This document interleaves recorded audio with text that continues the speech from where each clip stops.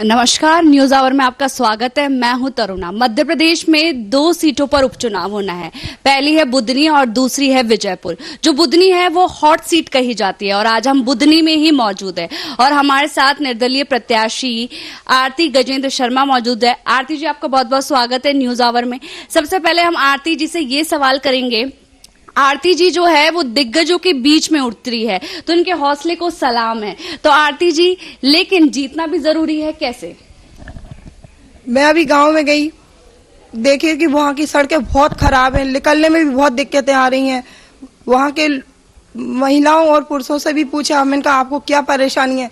हमारी फसलें सही रेट में नहीं ले रहे, धान, मक्का, मूंग बिल्कुल कम रेट में लेते हैं और उधर जाके फिर उनके पैसे भी टाइम से नहीं मिल रहे। बहुत परेशान है। वो बोलते हैं हम किसानी कर रहे हैं, 3-3 फसल ले रहे हैं, पर हमें कोई लाभ नहीं मिल रहा है उससे। जो हमें पैसे चाहिए वो पैसे टाइम पे नहीं मिलते। बहुत परेशान है हम। जैसा कि आरती जी ने बताया कि जो सड़कें हैं वो काफी खराब है, जैसे कि लोगों को आने जाने में भी काफी परेशानियों का सामना करना पड़ता है। देखा जाता है कि जो सड़कें हैं बुधनी की, वहां पे लोगों के एक्सीडेंट हो जाते हैं। तो आप ये बताइए कि सड़कों का काफी ज्यादा अभाव है, तो इस बात को आप कैसे लेती है? मैं जीतूंगी तो वहाँ का पहले सभी लोगों से मिलना जुड़ना करूंगी और वहाँ के जो सरपंच हैं उनसे बात करूंगी कि ये आपने इतने साल हो गए सरपंच हुए, 5 साल का रहता है, तो आपने ये सड़कों को क्यों नहीं करवाया सही? बीजेपी और कांग्रेस ने तो खूब भर भर के पैसे कमाए, हर चीज किया, पर ये आपके गांव को डेवलपमेंट क्यों नहीं करा? जहाँ तक कि वहाँ पर स्ट्रीट लाइट नहीं है, पानी की व्यवस्था नहीं है। आंगनबाड़ी में देखते हैं तो वहाँ पर बेलाएं छा रही हैं, छोटे छोटे बच्चे ऐसे सड़कों पे घूमते हैं, न तन पे कपड़े हैं, न पढ़ाई के लिए कुछ भी नहीं है। क्या किया उन्होंने बताइए? बीजेपी और कांग्रेस ने कुछ भी नहीं किया। 18 साल और 20 साल हो गए। बहुत परेशानी में है हम लोग, हर एक फील्ड में जा रहे हैं, बहुत परेशानी। गाँव वाले हमें बहुत उनकी परेशानियां बता रहे हैं। जैसे कि आरती जी बता रही है कि काफी जो समस्या है वो नहीं है, तो क्या आप आश्वस्त करती है कि अगर आप ये जो चुनाव है अगर वो जीत जाती है आप, तो आप ये सारी सुविधाएं दे पाएंगी? हाँ, मैं जरूर दे पाऊंगी उनको पूरी सुविधा। और अब बोलते हैं कि आने वाले समय में हम आपको ही चुनेंगे। जी, जैसे आरती जी ने बताया कि अगर वो जीतती है तो ये जो सारी मूलभूत सुविधा है वो आरती जी प्रोवाइड करवाएंगे। आरती जी, जैसे निर्दलीय प्रत्याशी उतरी है मैदान के अंदर, तो किसी राजनीति दल से आपने टिकट मांगने का प्रयास किया था या आपने मन ही बना लिया था कि आप निर्दलीय ही चुनाव लड़ेगी और अभी आप लड़ भी रही है निर्दलीय चुनाव? मैं 5 साल से फील्ड में घूम रही हूँ। मैंने लोगों से जनसंपर्क करा, मुझे अच्छा रिस्पॉन्स मिल रहा है और वो महिलाएं भी हैं मेरे साथ, काफी महिलाएं बोल रही हैं दीदी घर में पानी की बहुत दिक्कत है, हमारे लिए घर की व्यवस्था नहीं हो पा रही, झुग्गी झोपड़ी के लिए हमें पैसे नहीं मिल रहे और 1250 रुपए में क्या होता है? दूसरे देशों में तो 3-3 हजार रुपए मिल रहे हैं। महिलाएं भी बहुत पीड़ित में रहती हैं। घर घर दारू बिक रही है, घर घर शराब गांजा, लोग वाक सुसाइड कर लेते हैं।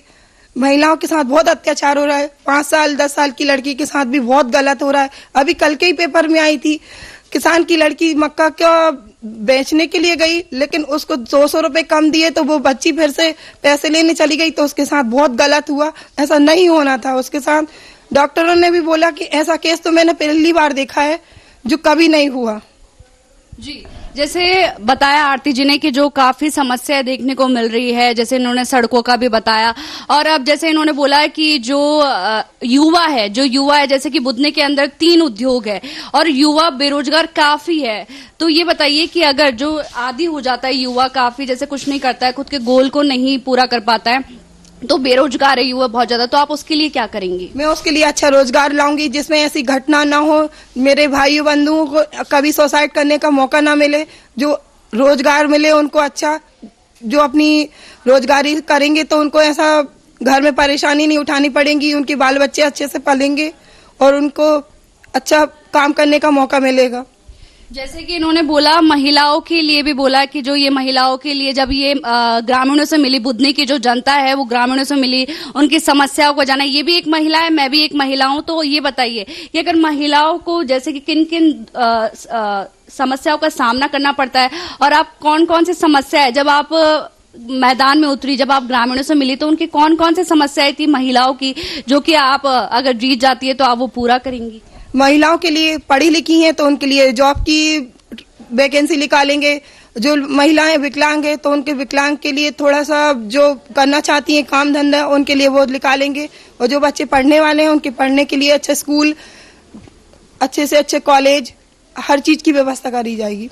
तो आप क्या कुछ नया करने वाली है बुधनी की महिलाओं के लिए कि हाँ वो आपको हमेशा याद करे कि हाँ अगर निर्दलीय प्रत्याशी आप मैदान में उतरिए तो आप हाँ उनके लिए कुछ ना कुछ करेगी, तो वो आपको हमेशा याद ही रखे कि हाँ ये जो निर्दलीय प्रत्याशी उतरी है महिलाओं के लिए बहुत कुछ किया है और कुछ नया किया है जो कांग्रेस और बीजेपी से हटकर किया है, वो आप क्या करेंगी महिलाओं के लिए? महिलाओं के लिए जो महिलाएं अच्छी पढ़ी लिखी हैं तो मैं उनके लिए अच्छा रोजगार दूंगी। जो पढ़ी लिखी हैं उनको टीचर की जॉब दिलाऊंगी। जो अच्छी पढ़ी लिखी हैं तो मैं उनको हर एक वैकेंसी निकालूंगी जो अपनी महिलाएं अपना रोजगार, अपने बाल बच्चों को अच्छे से पाल सकें, अपने घर में कोई भी परेशानी आए तो उसकी परेशानी दूर कर सके। जी, जैसे कि आप निर्दलीय चुनाव लड़ रही है तो आपको जनता में क्या रिस्पांस मिल रहा है? जनता का मुझे अच्छा समर्थन मिल रहा है, अच्छा रिस्पांस मिल रहा है। जनता खुश है, जनता बोल रही है आप लड़ो, हम आपके साथ हैं, संघर्ष कर रहे हो आप बहुत काफी दिन से, हम देख रहे हैं। और जनता बोल रही है कि आपने बहुत अच्छा निर्णय लिया है, आवाज उठाई है, ये आवाज बहुत सही उठाई है। बीजेपी और कांग्रेस ने तो अपने अपने घर बनाए, खा पी के मोटे ताजे हुए हैं, लेकिन कभी विकास के बारे में कभी नहीं सोचा। जी, अभी आप ये बताइए बुधनी में है और आप निर्दलीय चुनाव लड़ रही है, तो क्या जमीनी स्तर पर समस्याएं देखने को मिल रही है कि हाँ ये समस्या देखने को मिल रही है और फिर आप ये जो समस्या है वो उनका समाधान कर देंगी? जी जरूर। मां नर्मदा है हमारे तट पे, वहां से रेत खूब चोरी हो रही है, खूब ट्रकों से रेत का व्यापार चल रहा है। बीजेपी का और कांग्रेस का अपने बिजनेस का एक धंधा बना के रखा है उन्होंने, और कहते हैं कि हाँ हम तो सब कुछ कर लेते हैं, ये तो सब फर्जीवाड़ा है। लेकिन ये सही बात है, अगर मुद्दे उठाए तो बहुत कुछ है। जैसे कि इन्होंने बताया कि नर्मदापुरम में अवैध रेत खनन देखा जा रहा है, साथ ही जो बुधनी है वो बीजेपी का गढ़ कहा जाता है, तो आप अपनी जीत को कितना आश्वस्त महसूस करती है? मैं अपनी जीत को बहुत मानती हूँ कि मैंने इतने सालों की मेहनत करी है तो मुझे जरूर इसका फल मिलेगा और मैं जीत के दिखाऊंगी।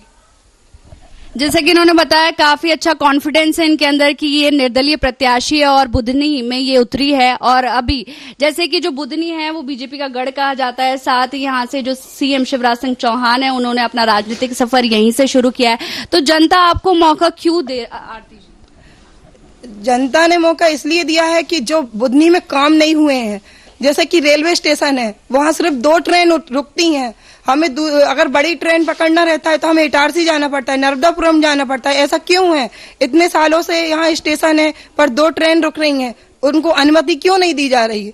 देनी चाहिए। बस स्टैंड है पर बस नहीं रुकती यहाँ पे, काफी मुद्दे हैं इसमें। तो जी, जैसा कि देखा जाता है कि स्वास्थ्य और शिक्षा बहुत ज्यादा मूलभूत सुविधाएं हैं जो कि होनी चाहिए, तो उनके हाल में कैसे सुधार किया जा सकता है?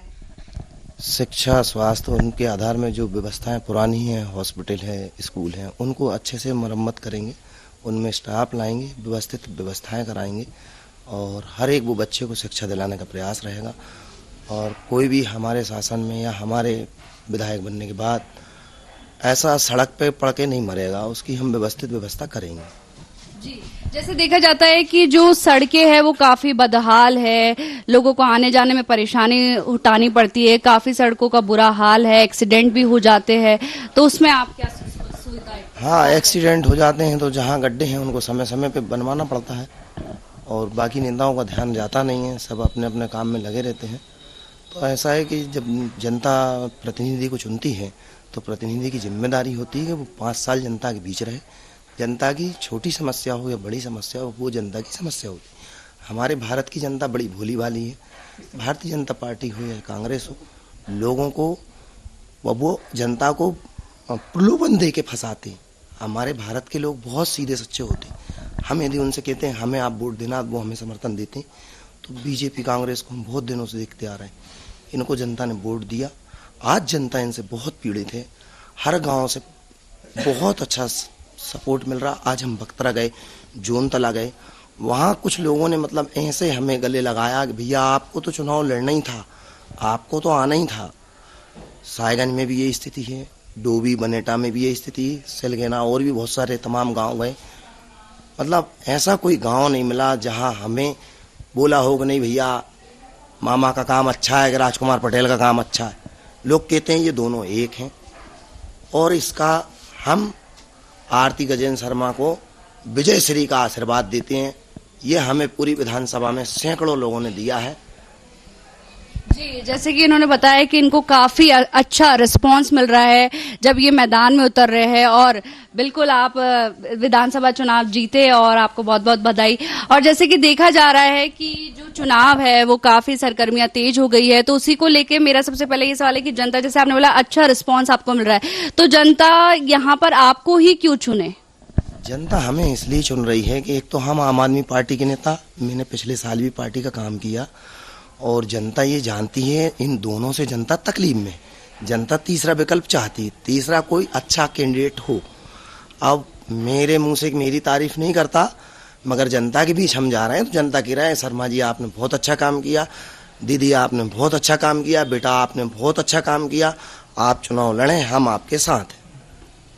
अच्छा, जैसे कि इन्होंने बताया कि इन्होंने ये जो चुनाव है काफी रैलियां कर रहे हैं, ये लोगों के बीच जा रहे हैं, काफी अच्छा लग रहा है और जमीनी स्तर पर ये लोगों से जुड़ पा रहे हैं, और आरती जी के जज्बे को सलाम है। अब देखना होगा कि कौन जीता है। अब जो चुनाव है 13 नवंबर को मतदान होना है, अब देखना होगा कौन उसमें जीता है।